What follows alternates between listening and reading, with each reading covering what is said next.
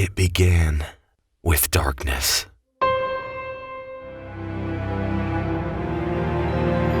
Pitch black,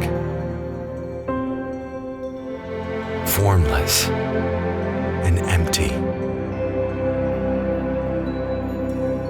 Into this darkness, God created light. Created entire galaxies, countless wonders beyond imagination. And to behold His glory, He breathed life into His children. He loved them with a passion burning brighter than the sun. And for a time, He made His dwelling with them in a beautiful, perfect world.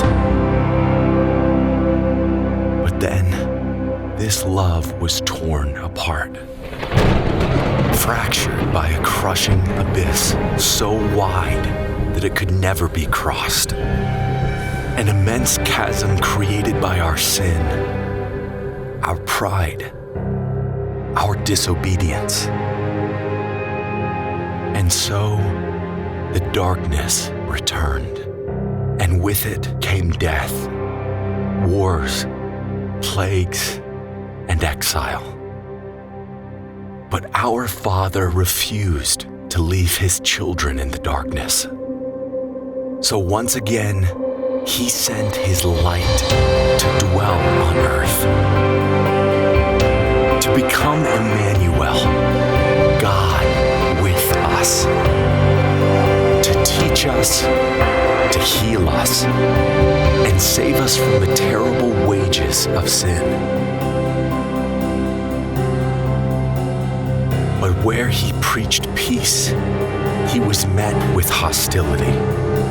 Where He preached love, hatred burned against Him. Where He preached forgiveness, His enemies cried out for execution. He was arrested, tortured, and sentenced to death as a criminal.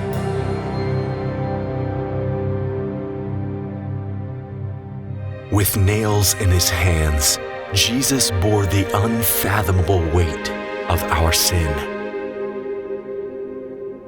and cleansed us from all unrighteousness.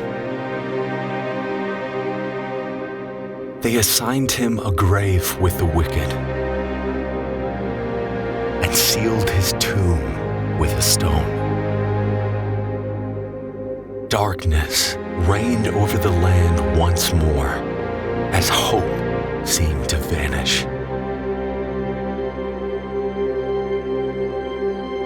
But on the third day, His light pierced the shadows.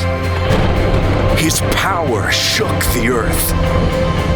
The Son of God rose, declaring victory over death and throwing wide the gates of heaven.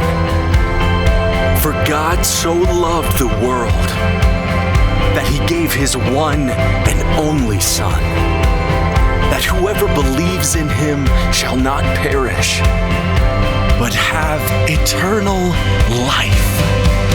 His love still calls to us. His grace still covers us. This is the gospel. This is the good news of Christ.